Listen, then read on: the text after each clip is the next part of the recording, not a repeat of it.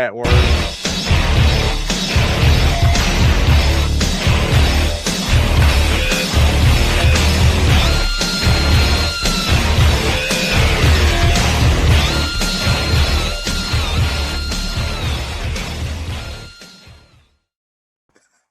Alrighty, welcome to another episode of the Lockdown Podcast.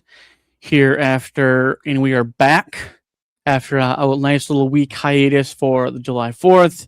Hopefully, everyone had a good 4th, a safe 4th, and no one caught fire from fireworks. So, speaking of fireworks, WWE is an absolute fire freaking piece of crap right now. And I'm not the only one saying it. I'm gonna pull a Becky Lynch. I'm not the only one that says it.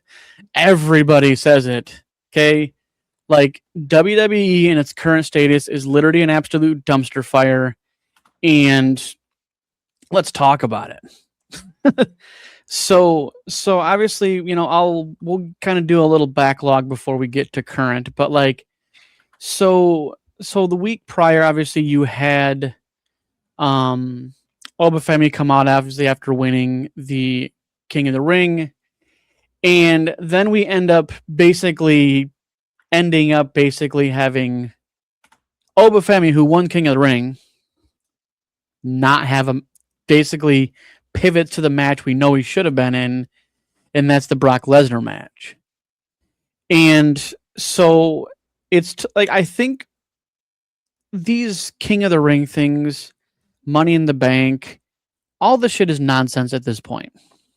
Mm-hmm. A while back you had Otis win Money in the Bank and then lose it to the Miz, so the Miz could go do whatever he want with it. Now you have Obafemi winning King of the Ring, and it was supposed to lead his way into a match at SummerSlam. Well, that's not happening. Not that I'm against, Obafemi and Brock Lesnar and Hell in a Cell. I'm all for that. That is going to be some wild, wild shit. And I'm here for it. But what was the purpose of King of the Ring? Right? I mean, you had, and then on the flip side of the women's side, you had obviously the champion in the whole thing, which is stupid in of itself. And then you have her in the finals, and obviously I'm happy that Io Sky won, but it wasn't like I'm gonna build anything towards me selecting, Liv Morgan as your competitor. They waited all of about a minute and 35 seconds, basically, for that to basically be chosen. Mm-hmm. And it's like, where happened to good builds, right? And then on the flip side at SummerSlam, you obviously have Seth Rollins and Roman Reigns, which that story tells itself, right? Because you have the history there, you have everything else there, but then you flip over to the the Sammy losing to CM Punk situation, and Cody basically just interjects himself. But it's regurgitated nonsense that continues to happen, and they act like it's something new. They act like it's some great idea. You got these TikTokers acting like that, oh yeah, it's must see. I think the guy's name is something Jake or something, and the guy I know who you're talking about. Yeah, the guy fills your feed with WWE Raw and Raw is must see, SmackDown is must see. No, it's not. It's the same regurgitated formula, the same tropes, the same recipes with different people, and just more of the same. And it's getting mundane, but I guess good PR is still PR. Bad PR is still bad PR. So, maybe that's what they're going for. Maybe, I don't know. Let's piss off the fans as much as we can. In the SummerSlam numbers, the ticket sales are awful. But I think that those numbers are hidden beneath that. There's probably more than that that's actually given out. Basically, seen something the other day. Basically, you have the arena in Minnesota or Minneapolis, whatever it is, Minnesota. That's much I care. But the stadium seats like 70,000, and they don't even have 70,000 total between the two nights. And I think that it's obviously probably just them pulling a fast one on us. That's probably them pulling a work. And I think honestly, I almost feel like ticket sales are just misleading anyways, right? Like, because it's like you have times when you have these events, especially like recently, like with WrestleMania and Royal Rumble and all these other ones where it's like, oh, the numbers are low, but then you get to the show and it's packed out. And so it's really like, it's hard to like try to soak up information and then try to break down what's actually relevant or actually real, because we've done it on this podcast probably a million times where it's like, oh, we're seeing all these rumor roundups, and then all of a sudden, nope.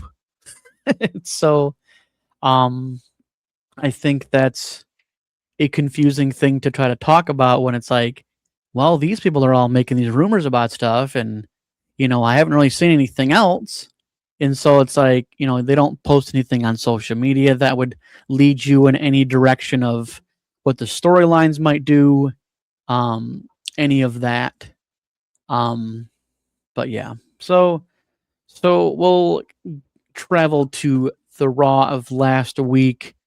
And so we basically had Gunther obviously kind of start off the show all pissed off and back at Nick Aldis, and here we go again. Mm-hmm. And basically gives him to the end of the night to basically give a decision on what he's going to do. Now the Seth Rollins Roman Reigns thing, I think, is definitely delightful. But obviously Seth Rollins comes out, basically talks about the build and everything, and like LA Knight comes out, of course, and man, LA Knight's on fire, dude. His promos are like a chef's kiss, dude. Even Gordon Ramsay would be happy. Okay, like it was right on point. Everything he said, and you could tell on Seth Rollins' face when he was speaking, he knew it was facts, 100% facts. Yeah. Did you guys both go aside? Hey, let's get a haircut. Hey, let's grow some facial hair. Like, yeah, brother, let's go get a haircut. Hey, brother, let's go get a beer cut. Hey, brother, let's have the same beer cut. Yeah, I mean, and the thing is, like, it's so factual though, and maybe that's just how good of storytelling this Seth Rollins Roman Reigns really is, because there's so many layers to their feud. Because their feud it goes all the way back to even, because some of the things Seth Rollins was saying about in the Shield, like it was Roman was always the chosen one, and we were just there along for the ride. And it's funny that they talk about the Shield, but they're shielded from talking about Jon Moxley or Dean Ambrose. And it's like you see them like tiptoeing around without saying his name. They once in a blue moon will say Dean Ambrose or Jon Moxley, but they usually end up getting a fine for saying that. Yeah, like I honestly think the fines are BS too. Like just like there was a fine that I seen that with CM Punk got hit with, I think it was like a $210 fine, yeah, for having having his chest hair. Yeah, which I'm is like, more I'm like, so fucking stupid. I'm like, are you gonna give fucking Drew McIntyre a fine because he has chest hair? Yeah, right. I mean, right. I think it's a little bit silly, and I think honestly, it's just a work. It's just it's just like they're not doing shit, because like they're on TV being recorded. They're doing a live show, it's not like they're not running off of a PowerPoint script, okay? Agree. Like they're saying what they want because they're told they can. Right. It's approved. Yeah. Yeah. Mm-hmm. So obviously after all of the LA Knight Seth Rollins bit, obviously, Jimmy Uso, obviously, basically, if you even mention the OTC, if you ever mention Jimmy J Uso or Jacob Fatu, basically you're going to get a Samoan attack, and that's obviously no different to when this happened. Mhm. Now,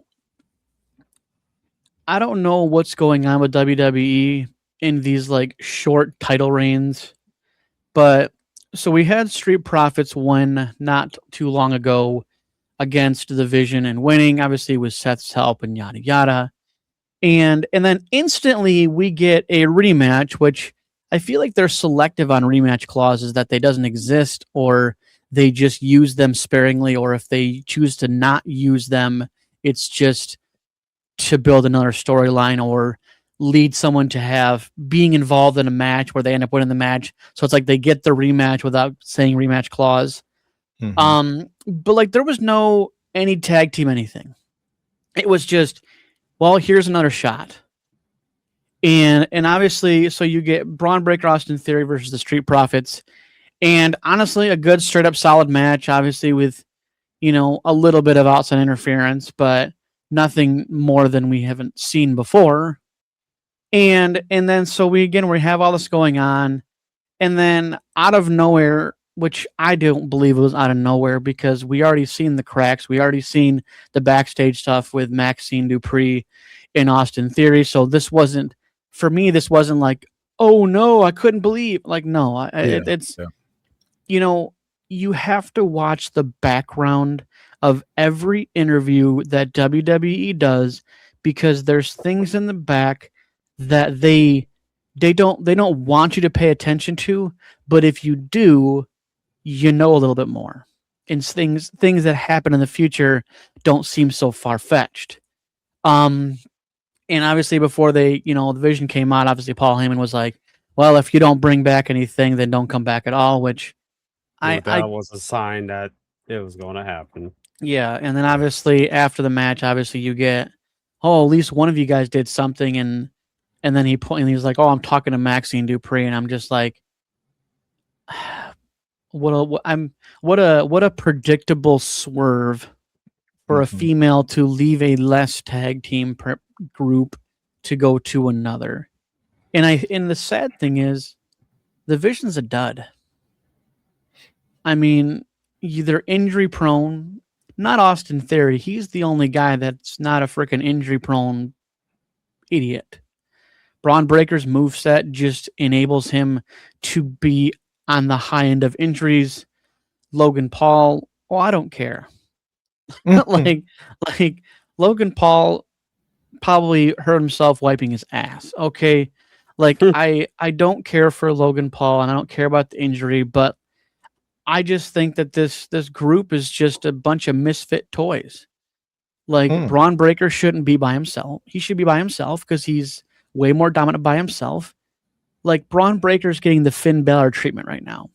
Let's throw a good guy in a group that we know is dominant, that does not need to be in any kind of tag team nonsense. Obviously, this was a swerve, obviously, because of Logan Paul's injury. But like, this shouldn't be the tag team stuff right now.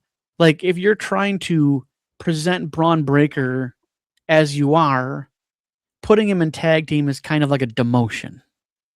Mhm. And I think there's bigger plans for Braun Breaker, but it's like, until he leaves this group and goes and does his own thing like he started, it's holding them back. So, so what do you guys think of kind of the Vision in its current status?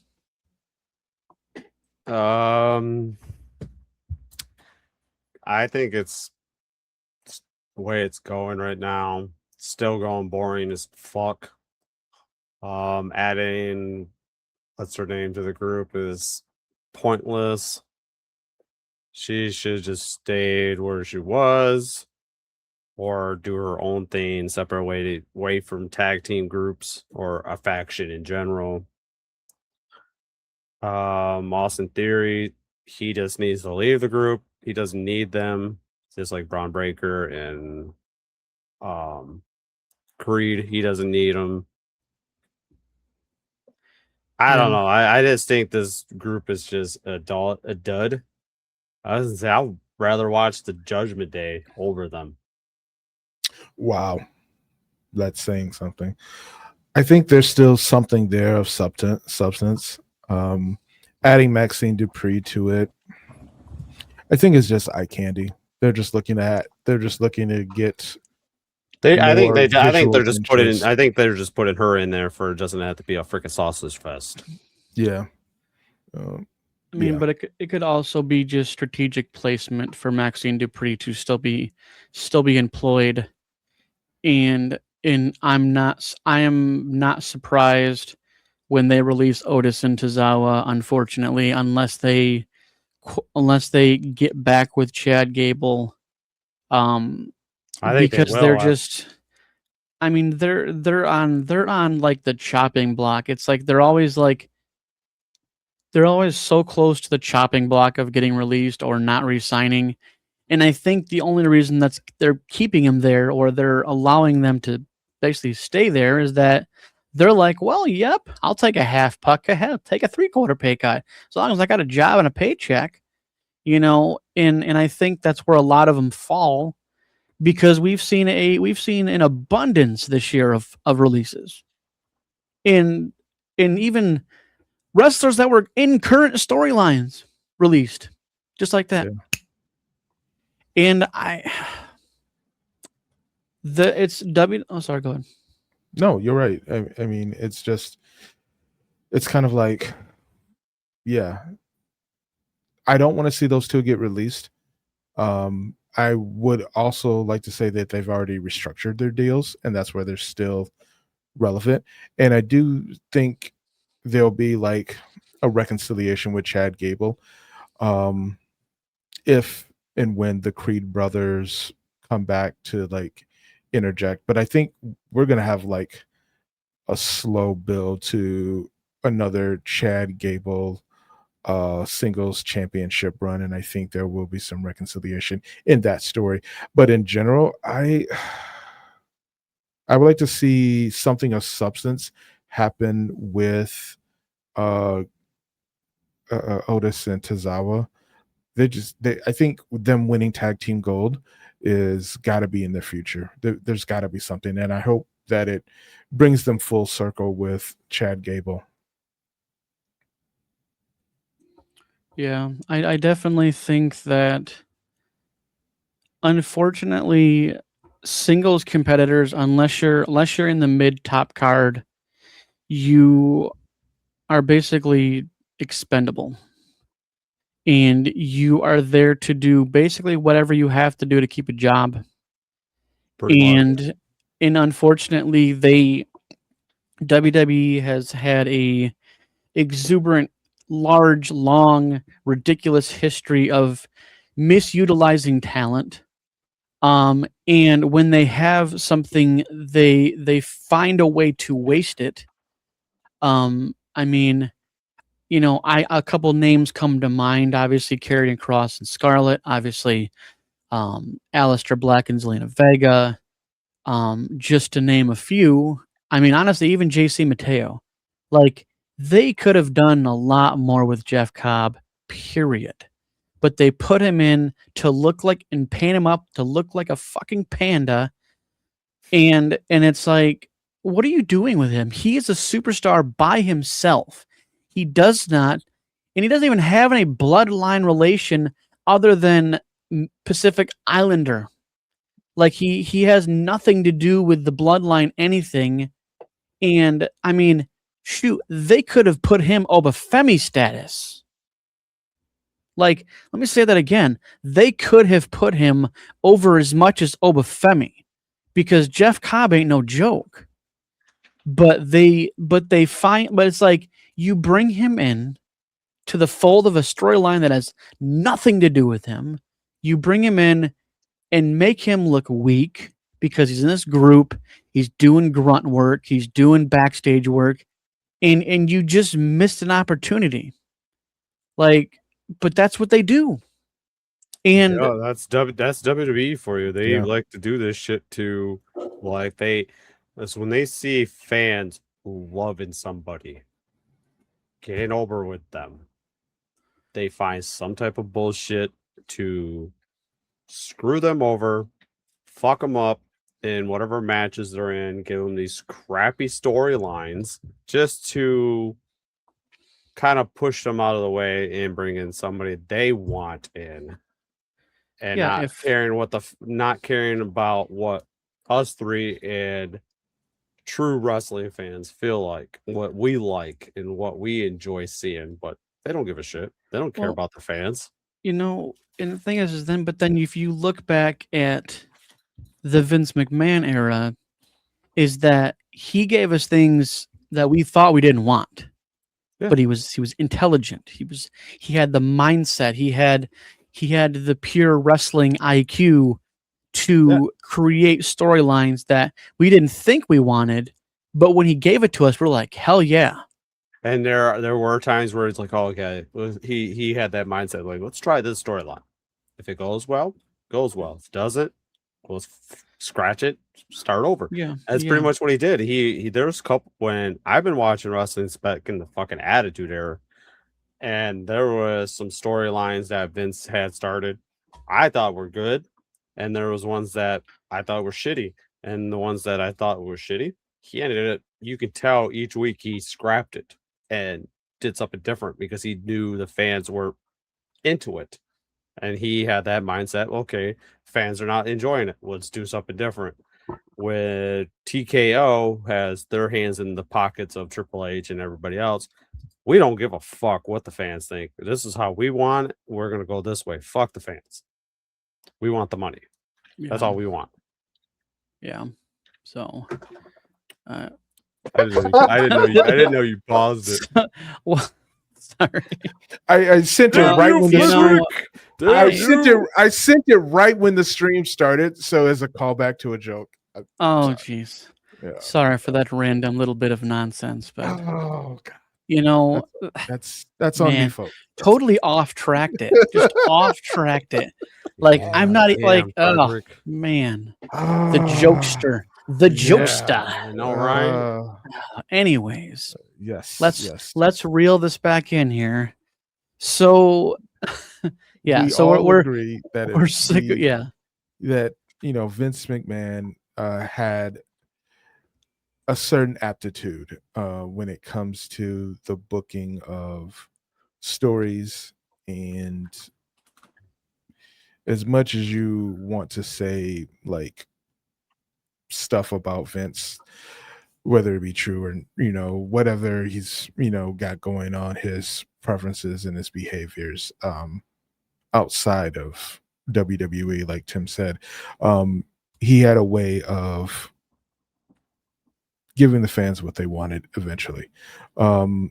So yeah, I don't get me wrong, for whatever Vince did personally, and same thing with Brock Lesnar when he had ties into it or not. People can you can hate these two with a passion, don't care.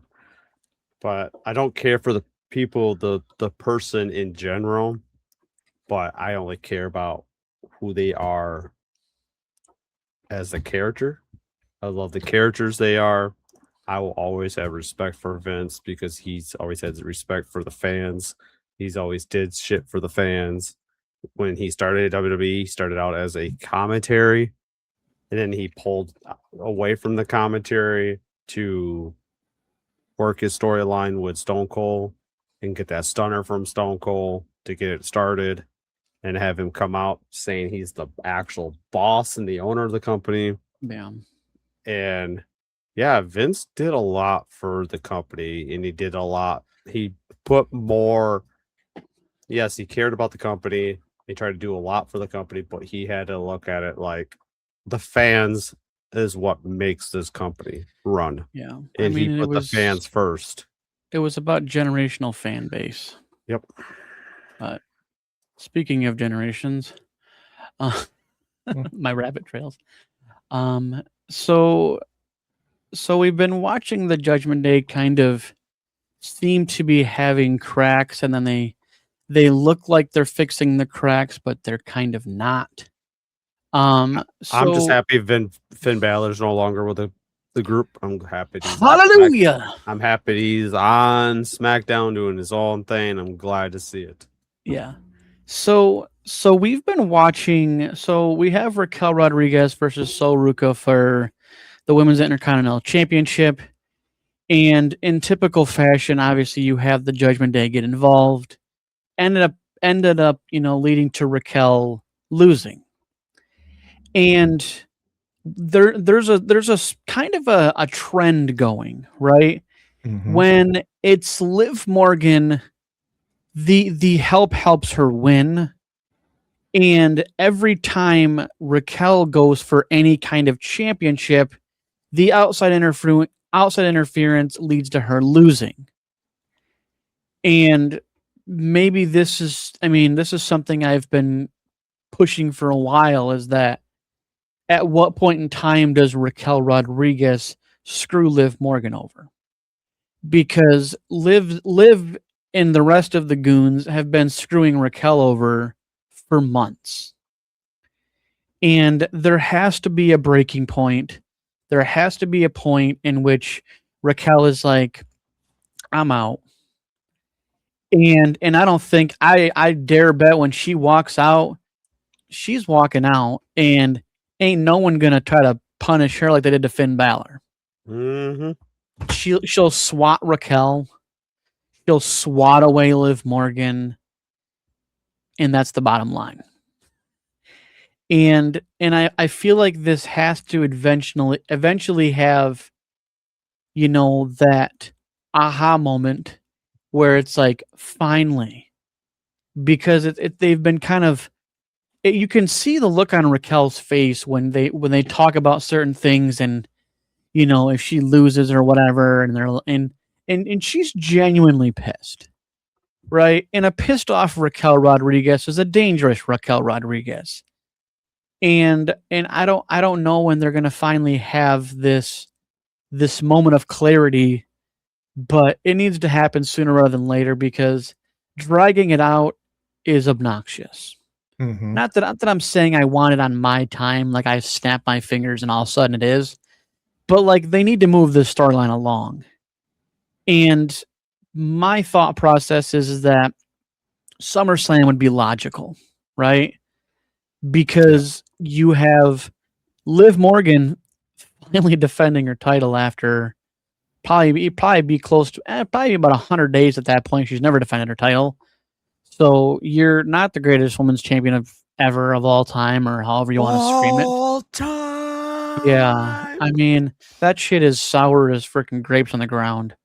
Like No, that shit's it's annoyed. I had it's just like, it's not even like character annoying. It's just generally obnoxious. I'd rather hear Vicky Guerrero say, "Excuse me." Like Over seriously, that I shit. would rather hear that. I would rather see Rikishi dancing. Okay, like just anything Yeah, but I hear miss Liv dancing. Morgan open her crevice. Okay, because no one cares. Mm. We're all universally in the WWE universe, and all the podcasters, we all have the same thought process. You're obnoxious. You don't defend your title, and we were talking the same thing about Jade Cargill too, right? Yeah, We wanna exactly the run same that thing. back.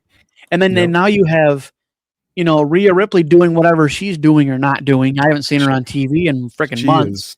She is actually injured. And it's just like, then move on. You cannot have your top champions not do anything. It's bad for business. And like, again, back to the Vince McMahon era. If you were injured and you didn't defend it, well, then you relinquished it and it moved on.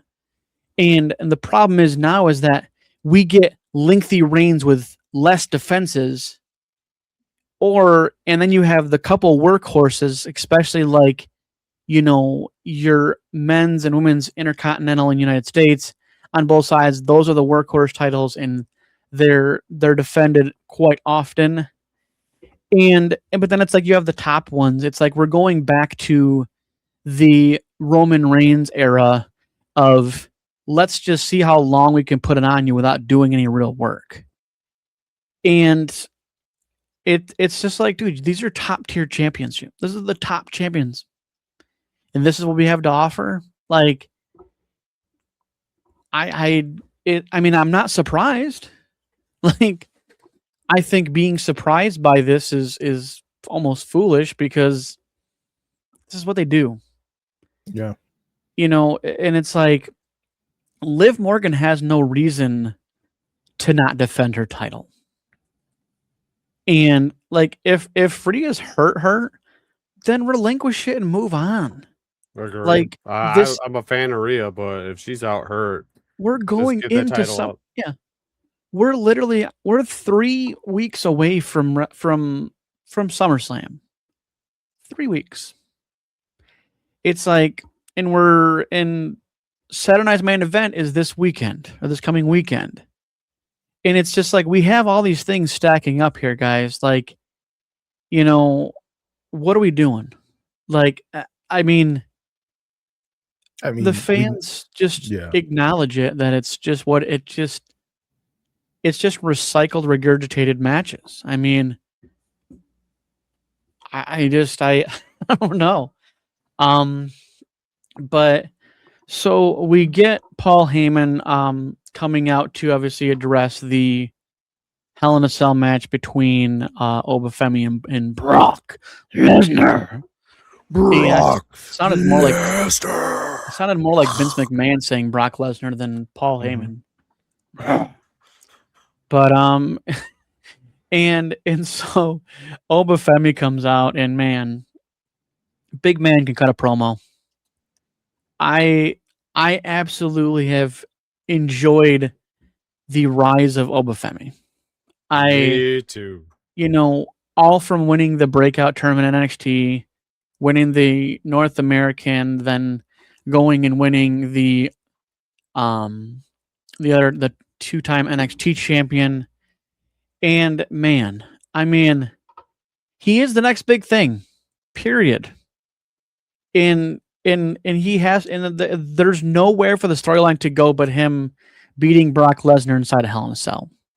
And Brock going and moving on, and Obafemi just running roughshod. Way back in the day, you had Goldberg doing his streak, and then you had Brock Lesnar come along and basically break the streak. And now you have Obafemi. This is the next step to basically having the next big thing. And if they give him the right opportunity, obviously once we get through this Brock Lesnar shenanigans, I see him holding the title but defending it and just tossing people around and defending it and destroying people. Because that's good for business.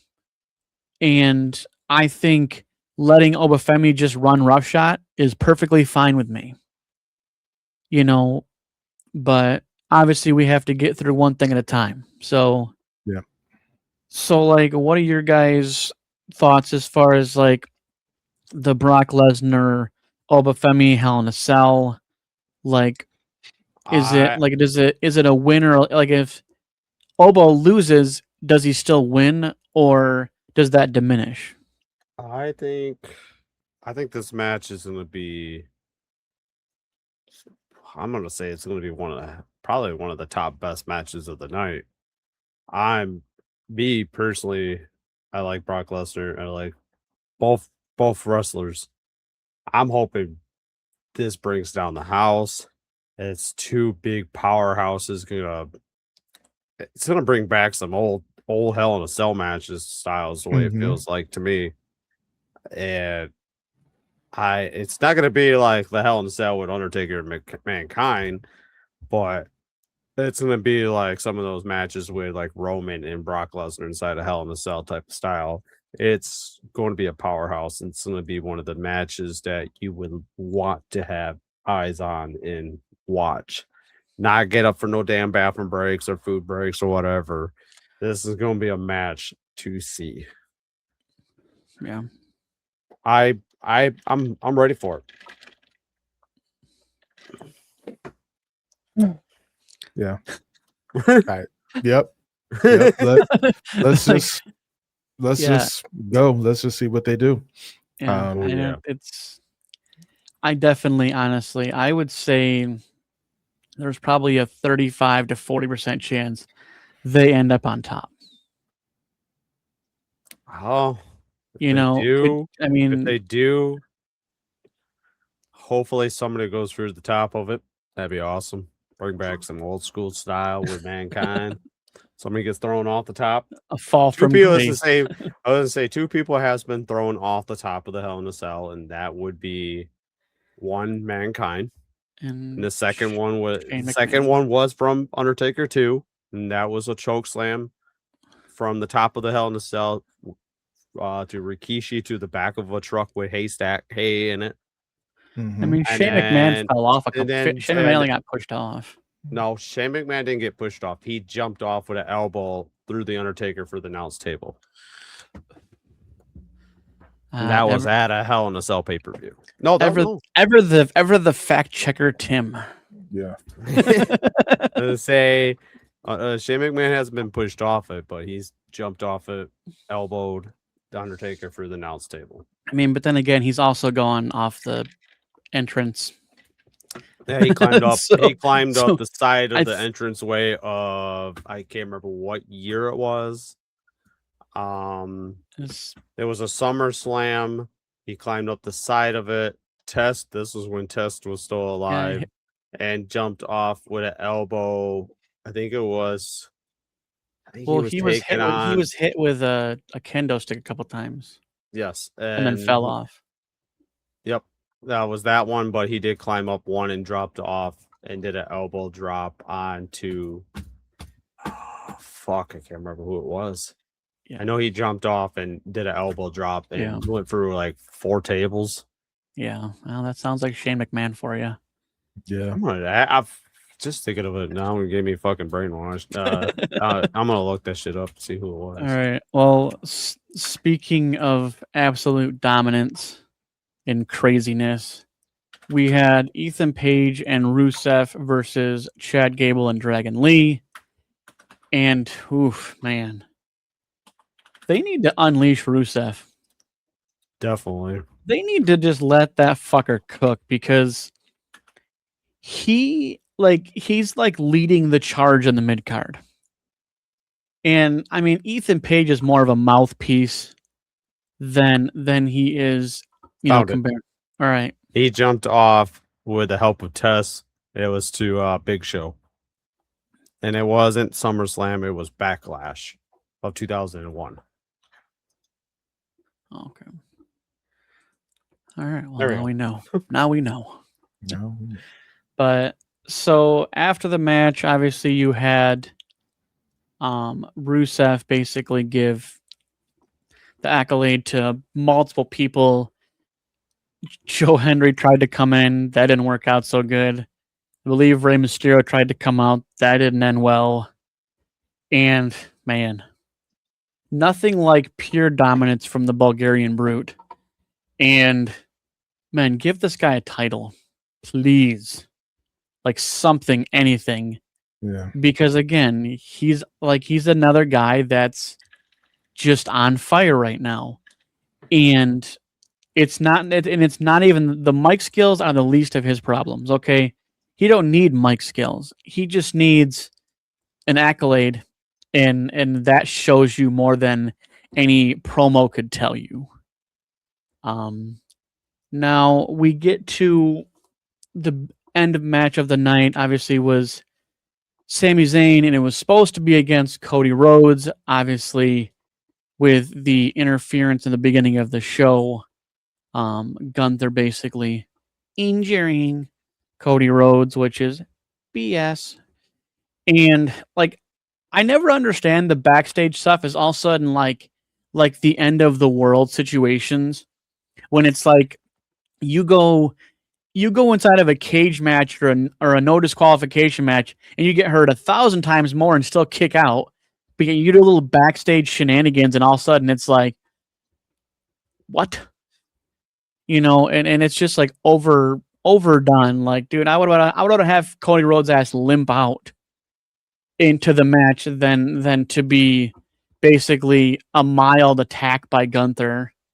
But I mean, it's in Chicago. So, oh, wow. Great surprise. Mr. Gone for 3 months, CM Punk comes out, and I think it's absolute bullshit. I don't have a problem with CM Punk. I don't have a problem with him doing a hiatus to do whatever he was going to do. But to basically tell the last real good guy and the ride or die fan base that Sami Zayn has to face some guy who didn't earn a title shot. He wasn't wrestling beforehand, but because we're in his hometown, we have to be subjected to the cult of personalities who, I'm sorry, there's no personalities. It's more like personality. Change the name of the song. Because he's the same carbon copy, the same crap over and again, regurgitated out of his mouth. And then we end up getting CM Punk obviously beating Sami Zayn. And I don't like it. I disapprove of it. I think to give a guy 9 days is bullshit. I think that SummerSlam is very far away. We could have had other stuff in the next, 3 weeks. We could have done anything else. Maybe make it a triple threat. But like, I just think it's nonsense that he just gets to come back and I'm in my hometown, so I can just show up and get what I want. And I mean, don't get me wrong, it was a great match.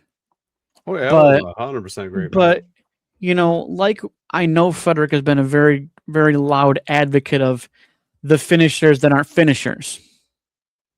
What the actual fuck? Okay, like, how many finishers do they need to get? How many times does someone else need to do somebody else's finisher and all this nonsense? And it's like that, but then all of a sudden Sammy does the same moves to him and he kicks out, but then CM Punk turns around and does the same moves and he wins. Make that make sense. And yeah, I'm displeased. I think that the ride or die, fans of Sami Zayn finally seeing him getting a championship opportunity and actually winning and then turn around and getting 9 days is insulting. I think that they should have pulled the trigger on Sammy a while ago and then let him have it for a while and then run this storyline. That would have been acceptable. But 9 days is not acceptable. No different than the reign of the Street Profits winning against the Vision to win the tag team belts. It's like you basically want us to end up where you want to end up with who you want to face against who you want to face, but like you just diminish someone else on that trip. And I think it's insulting to Sami Zayn's hard work, his, dedication to the business, his consistency, not really having too much injuries. I mean, and just being a workhorse, and then you just shit on him by giving him a 9-day title reign. And then you have CM Punk. I don't hate CM Punk. I just hate the situation. I'm a hardcore CM Punk fan, ride or die CM Punk fan, and yes, I think it was stupid. I understand they want to do a storyline between Cody and CM Punk.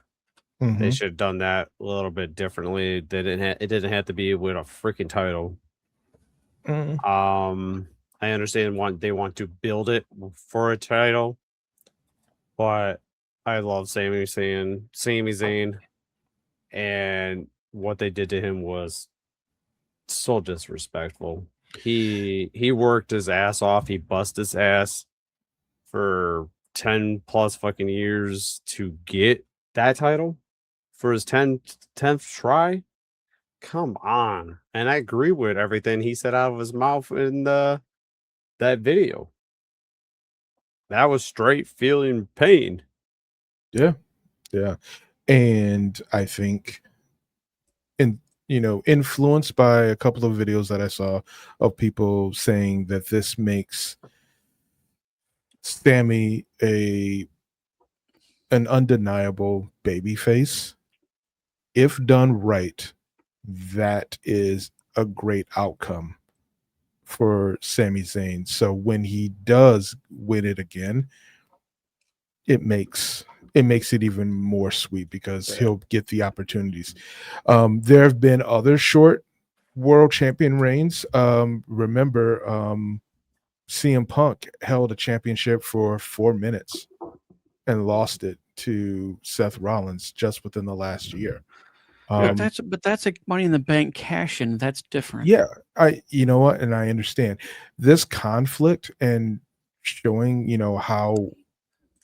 what we want to see, and plus on top of it, it gives people something to tune back into. We can be mad about it, but I do think after letting it sit for about a week, it was the right call. Sami being able to defend that championship would have been sweeter, but he did get to defend it and he lost. Do I think his promo afterwards was outstanding? Yeah, it was outstanding.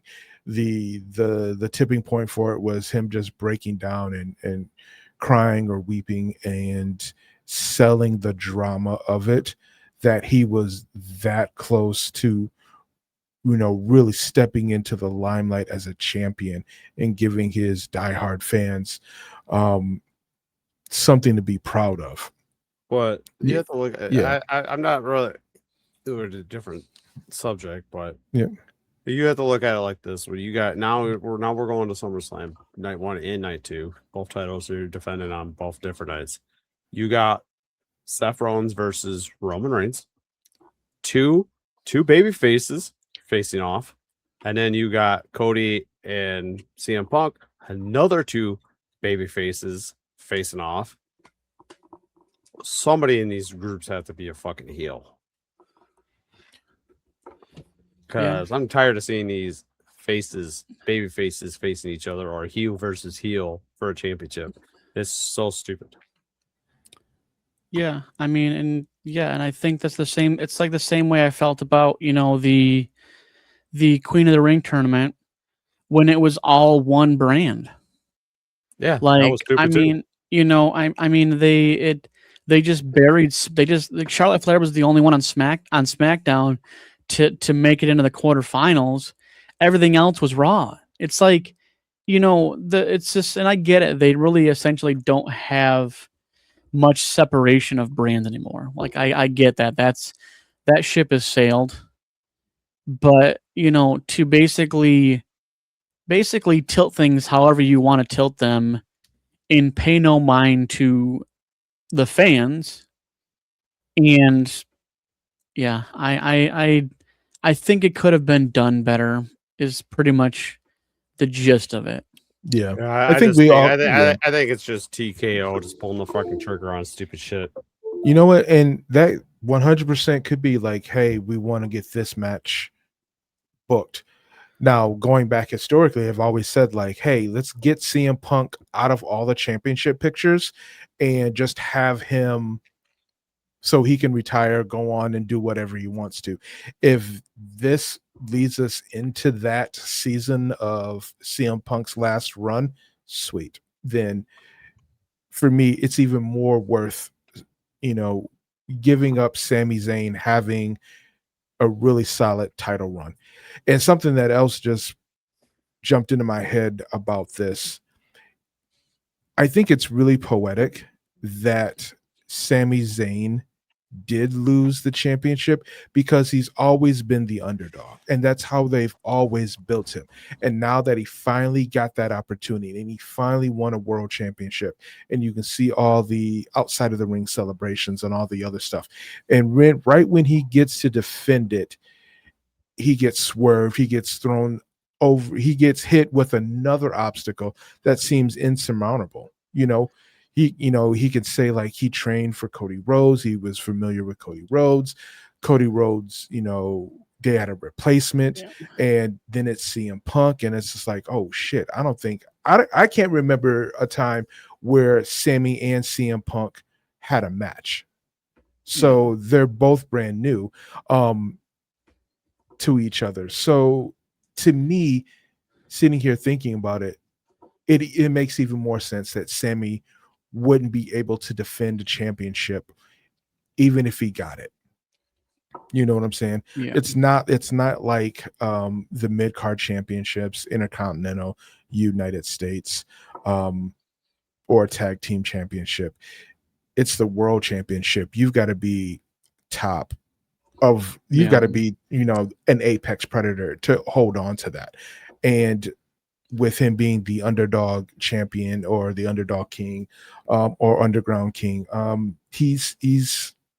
it makes sense that he would lose it, and for him to have an epic meltdown and to be depressed about it, because he got to the mountain and he saw that his career was validated, and it gets taken away because of anything. If anything, I hope that he goes after Gunther and beats Gunther.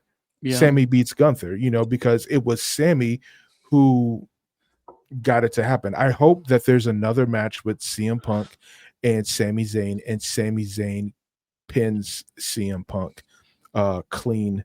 I hope that is in his future more so than another championship, because in story, it makes sense to say, like, I can't let this dude be better than me when I've been grinding, being consistent, and he has been CM Punk.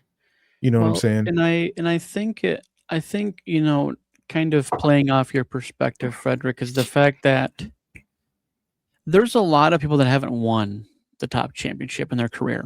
Yep. You look at the history, man. It's history don't lie, the facts don't lie.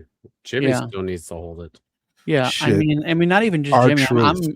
Our truth, yeah, definitely 100%. Yeah. But I'm going back 20, 30 years. I mean, you have great competitors that are in the Hall of Fame with never winning the championship. So I don't think, now that I'm, processing everything as you guys are talking, is Sammy didn't need that championship really to validate anything to the fans or anybody. It was more of himself. And I mean, Kofi did the same thing. Big E did the same thing. Mania. So many held it for just a hot second. And whether it's 9 days or it's 3 months, I think even just to have that on your resume, Finn Balor's the same thing. I mean, Finn Balor had to give it up the next day. So, I mean, obviously that was due to injury, but like this still, I guess I'm okay with it, because I think that this will build up the validation of Sami Zayn being the ultimate underdog. Yeah. Because, he can say, man, I got it done, but then he can turn and maybe even honestly kind of flip a heel kind of turn, really, to being like, I got there, but you guys screwed me over. And then because essentially Adam Pearce screwed him over. Like, let's settle that one, because like Adam Pearce comes over because obviously Nick Aldis had the situation. So it's more that Adam Pearce decided to make the match than it was the original GM of SmackDown. Yeah. So, but switching over to SmackDown, we can kind of continue our rant. So we get CM Punk coming out la da da, gives the same vanilla pudding promos he is synonymous for giving. And then obviously, here comes Cody Rhodes. And I'm about sick of this recipe and this how the show goes every freaking week. Mm-hmm. I'm sick of Cody Rhodes. I'm sick of CM Punk. And my biggest thing is that much like The Rock and Roman, they can have a good feud without a championship. And I think that's kind of where everybody is basically saying without saying is that, yeah, CM Punk and Cody have a history, a feud history, whatever. It does not need to involve a title to have those trifecta matches, right? It doesn't, much like the Rock and Roman stuff, you did not need a title to have that feud. And I think that that's where it gets kind of dicey with the top guys is, the probably top 5 or 6 guys in the company in its entirety. Like they're all jockeying and then they're trying to like talk about feuds. And it's like, you don't need titles to have good feuds. I mean, look at the history of WWE. Go back to the 80s, the 90s. It didn't have to have a title to have feuds. Case in point. But yeah, so basically, Cody basically just comes out and says, "Oh, you've been gone for 3 months? All right, cool. Well, let's do a match because we have a feud. No build to the feud, just saying we have a feud. Like, again, this had no baseline of creating any kind of feud because, again, like Tim said, face versus face, big lolly whoopee. Okay, like no one cares about a face facing a face because that's not how the confrontation of wrestling has been for the history of professional wrestling. It's always the heel versus the face. That's how it's always been. But now we're in this era of, well, whoever's popular, we're going to push. Yeah. Regardless of their faces or heels. And it ruins the formula. Because when a heel beats a face, it increases the arrogance. It increases the bravado. It increases their arrogancy of being champion because they beat that person, right? But when you have face versus face, it's like having a pillow fight. Like it doesn't make any sense. There's no real like end to anything. It's just fluffy versus fluffy, and that's all it is. We all wanted to see Cody versus CM Punk, but it did not need to be at Sami Zayn's expense. Sami Zayn could have had other feuds, and Cody and CM Punk could have had their own side bit, and that's fine. Hell, lead a trifecta match into WrestleMania next year, Royal Rumble. Go do that, but you don't need to have the title to have a feud. I think you do, given this day and age. You want to have. I think you want to have the championship be on the line because it makes it more believable when they have something to fight for. If there was any other new stars, new opportunities for people to like, step into those positions of being the face for the company, then 100%. Or if this was CM Punk's, last ride, retirement tour, or whatever have you, and this was a dream match, yeah, they don't need to have championships for that. They could just have their match, tear it down, and go on about their business. But because they're both still positioned for probably a couple of more years being top draws in the company, why WWE is fighting to build new champions and new stars. This is what we're gonna get. And does it kind of suck? Yeah, it does kind of suck. It's It's It's just not. It's just recycled, regurgitated everything. Like it's. I don't understand how you're trying to create this false illusion of opportunity and building people up, and all the while they just chop them down just the same. And Yeah. I mean, honestly, as much as he was a thorn in a lot of people's side, like Drew McIntyre deserved more reign. Like, I mean, he carried them through the pandemic, being the top guy while, wrestlers were away, and there's no gratitude for doing such things. And I just think that it's I'm sick of the same recycled, people in the championship picture. I Yeah. mean, and maybe we get Oba versus whoever at Survivor Series, maybe, because it has to be one of the big three, the big four, and so you know maybe CM Punk and Cody Rhodes are mere placeholders for Obafemi. But I think Obafemi is more concerned with Roman Reigns. But Yeah. I mean, I think he has that opportunity in his pocketbook. I mean, he's basically got a contract with no name on it. So I mean, maybe that's what they're edging toward. Like, we want to give us this fantasy book match, and something else comes out by the end of the year. That's what I would hope, but I'm not betting on it. I wouldn't go on Kelshi. I wouldn't go on FanDuel. Mhm. I wouldn't put my money on it. But that's what would make sense, right?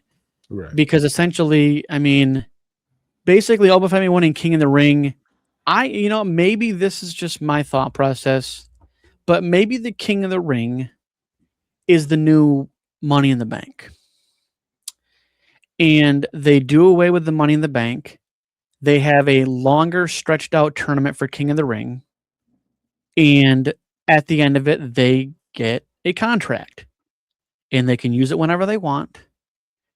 And again, broaden out the tournament to have 1v1, 1v1, 1v1, 1v1s, and really bracket it out so you get more good quality matches, more breakdown, more fantasy booking as you go, and maybe King of the Ring becomes the new Money in the Bank.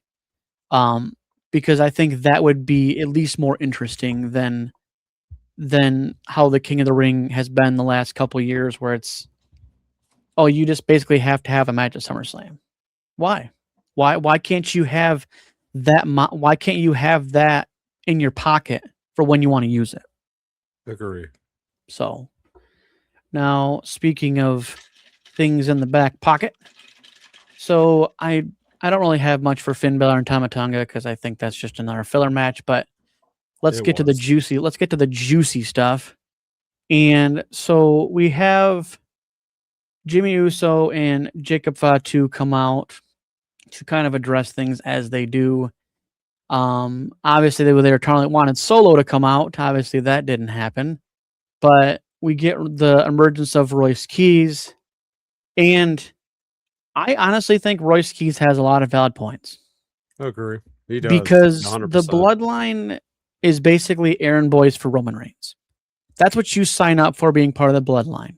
That's how it was 6 years ago, and it ain't really anything different now because Jimmy and Jay are doing the same shit, right? Mm-hmm. And small little snippet, but did you catch Jimmy's ring gear? Yeah, Oh, it yeah, was yeah. it was a copy to his The wife's. mantra to, yeah. So I thought that was kind of cool. But anyways, but no. And so Royce Keys had a lot of valid points, and honestly, they were factual. It wasn't like this wasn't some storyline, bit that they wanted you to slide into whatever you were talking about. Like, Royce Keys and Jacob Fatu do go back, period. Like, they legitimately go back.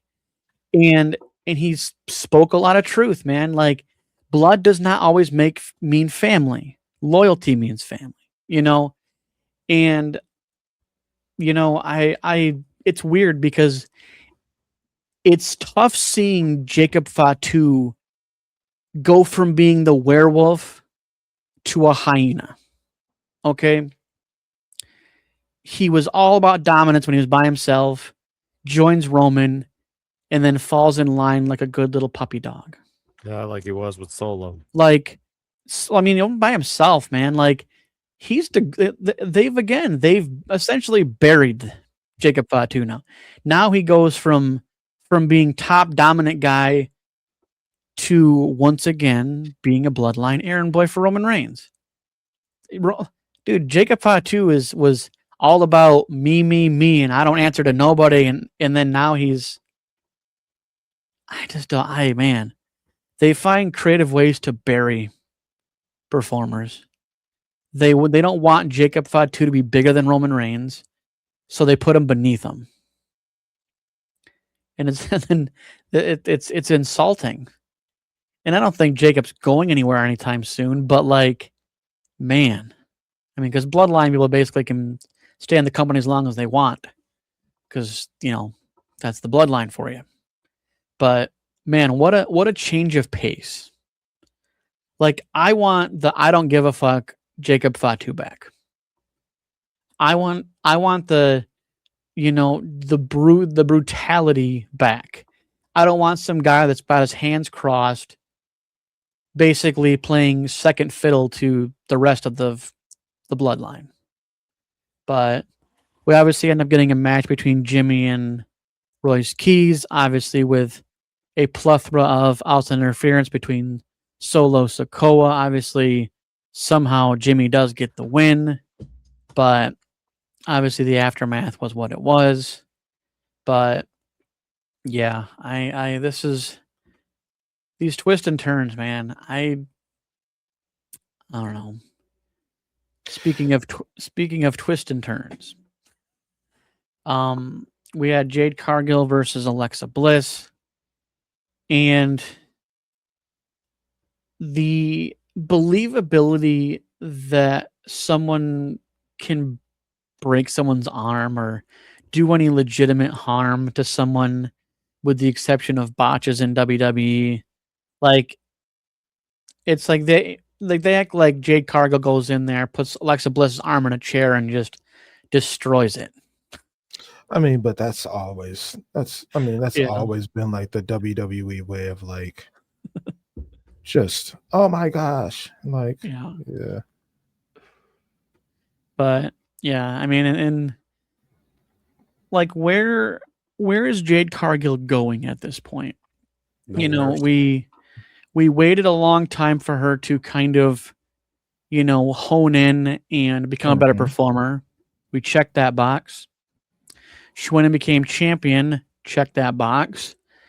Didn't really defend her title a whole lot. Then obviously lost it, and then kind of that box. faded into the ether. Checked that box. Came back. Thought she didn't be by herself, but then she's with the people.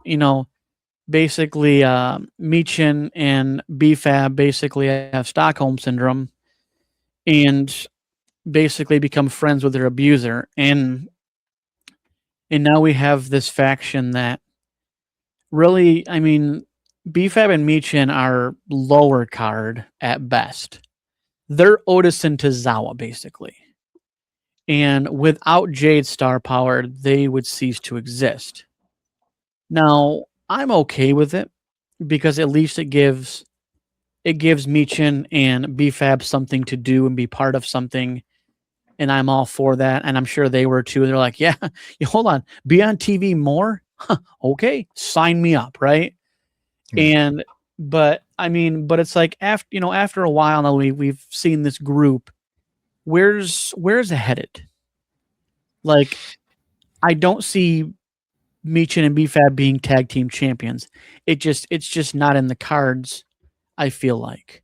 So are they there to help make sure Jade wins a championship or anything? Yeah. Because every opportunity she's had at a secondary title, she's flopped it. So, like, I just want to know what the direction is for Jade and her and Michin and BFAB. I mean, do you guys really like? What do you guys think? Like, as far as the group, like, where do you think they're headed, if anywhere? I personally don't think they're heading anywhere. Yeah. Yep. I think To be honest, it's just another boring faction. Yeah. I think they're just dragging their feet with them because they don't have anything else to do for them. So yeah.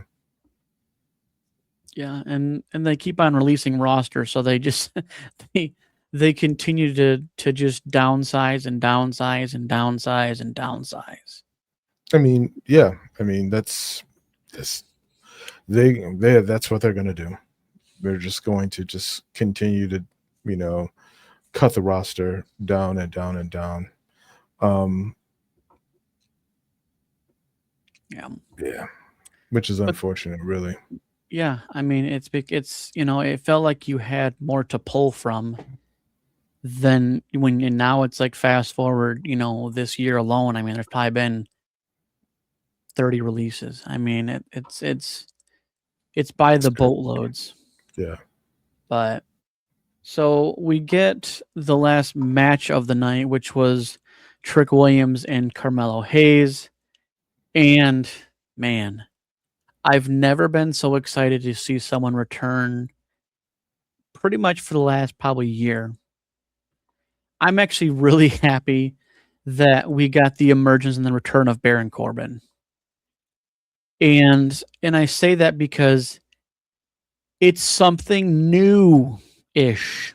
Okay? Like you as opposed to you releasing a bunch, you bring back Baron Corbin.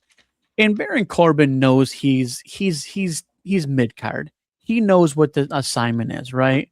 Right. And so by the looks of it, obviously, we're probably going to see, we'll find out this Friday if we maybe get a triple threat or something between Trick, Carmelo, and Baron Corbin. And honestly, I want Baron Corbin to win because I think he has unfinished business, right? 100%. I mean, he kind of left on kind of a lull. I mean, they had him doing stupid gimmicks and stupid characters and just not being making him look like a fool. Yeah, and that's not the Baron Corbin we grew up. You watch him through NXT, and you watch him come to the main roster, and it was just he was just at a different level. I mean, he was high mid card.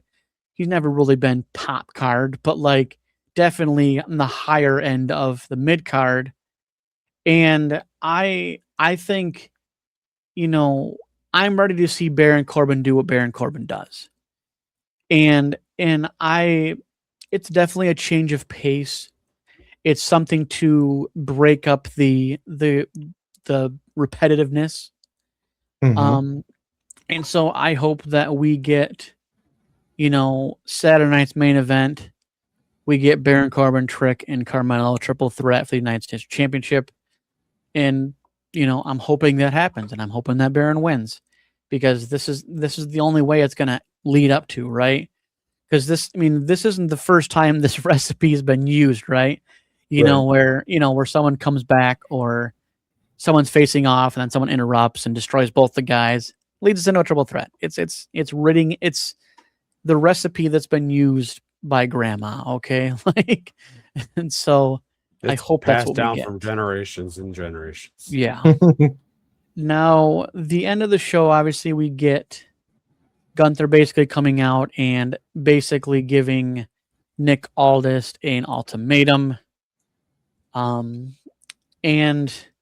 I have to say, it was kind of honestly, I give Nick Aldis at least. Obviously, we know they wrote this, but like the presentation of Nick Aldis and how he's like, "Yup, I'll give you, I'll give you what you want. Yeah, I'll give you what you want. I'll give you CM Punk. I'll give you Cody Rhodes." But like in a tag team capacity. And so now you have, I think honestly, we need heel Sami Zayn in this situation. I don't need two faces against a hail and a face. I need Sammy to be an asshole. Okay, like I need Sami Zayn to unleash what's been built up for the last couple days, and yeah. Mhm. So now one of the other matches at main event is Danhausen versus JD McDonough. Like Yeah. what? All What are right. we doing? Yeah. What are we Uh, doing? Like you know what? this isn't even like this isn't even the middle of the this is like a second match of the night on Raw or SmackDown. You know what? Fine. Sure. All right. Cool. Yeah. Yep. Yeah, and then you have basically a run back match. Paige and Brie Bella versus Fatal Influence with Fallon Henley and Laney Reed. Yeah, Saturday Okay. night's main event has become like a low card PLE. You know what? But again, I that's we only have. I don't think I have a problem with Yeah. that. I think whatever it takes to get people to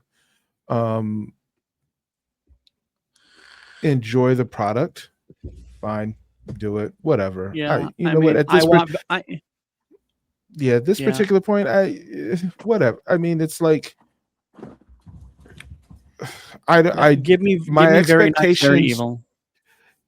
my expectations are really low for Saturday Night Main Event. I do see that I won't be watching it anyways. yeah, It's- Danhausen and JD McDonough could be lots of fun, lots of shenanigans. It could, you know, Yeah, let it, you know. Yeah, I'm still waiting for I'm still waiting for Liv Morgan to lose at SummerSlam because she's been cursed by Danhausen. Like, You know what? he heavy duty cursed the hell out of her. And then Judgment Day has nothing. You know, fine. They're back to You know what? square one. Let Judgment Day go. It's ran its course, as we've often said. We don't. Yeah, just let them be. I have nothing bad to say about that Saturday Night Main Event card. I do. Boring Yeah. as fuck. I Waste because of time. you know what? I'll probably never get back in my life. If it is low hanging fruit people that are getting opportunities to be on TV and to wrestle, fine, sure. Man, it is a 2-hour Tim break. That's a You know 2-hour what? shit break for me. You know what? I think the Danhausen versus JD McDonough match could be a lot of fun. Is there anything else on that card I want to see? Maybe. I'd rather watch two homeless people fight over a piece of bread. You know what? No one wants to see that depressing thing. I do. Yeah, I think that there's something good for this. I think that I mean, if it segues into something else, I'm perfectly okay with It's it. gonna be in the Madison Square Garden building. They should have some better ass fucking matches. They should have had that. They should have had that at Van Andel. That's about how you know what I would have. Go. I wouldn't go. I wouldn't even waste my money. So- I'll have somebody else buy my ticket. Okay, so Rabbit Trail, but like, what's up with a John Cena Classic? I know, right? They're still working on it, I guess. No, we just can't see it. Yeah, classic John Cena, can't see you. Pretty much. You know, so from what I Let me understand, rephrase that. Ball Cena now. you know what? Yeah, get your hair fixed, bro. If that's what That's you what he wanna is. do. He Yeah, got it fully shaved and getting some new hair. you know what? Go for it. Plucking his Awesome. hair from his ass, probably. No. I think that is that could lead up to a lot of interesting things. It could start some new feuds. It could solidify Nick Aldis getting into the ring. That's already going to happen. So anyways, you know, I see that happening so at SummerSlam. you know what? I think it's what it's going to do is it's going to get Nick Aldis back in the ring. About damn Let's time. see. You know what? I'm looking at this, and Danhausen being in this, being on the card, and being at Madison Square Garden, you know what? He is a cult reason Certified G why, and a bona fide star. uh the Knicks won their basketball championship. All right. He's a, so yeah, he should be on the card. Yeah. That's going to be fun. It's going to probably be really like cheesy, campy, outrageous, like, oh my gosh. And yeah, I think that's what it needs. I think the women's match could be interesting. I think the tag team match, yep. And I hope Sami Zayn lays out everybody and Nick Aldis and Gunther get it going. Yeah. If Sami Zayn can get his way and get into that CM Punk versus Cody Rhodes because of his performance, I would love to see that happen for Sami. Yeah. Build off of that momentum and build off the story of Sami just losing it. Give us Nick Aldis versus Gunther. Let's go. Let's solidify that. Get that on the SummerSlam card. Well, we shall absolutely play the wait and see, man. But we'll put a pin in this as we do. And we will hopefully be back next. We'll be back next week to break down Saturday night's main event. This is the Lockdown Podcast. Peace.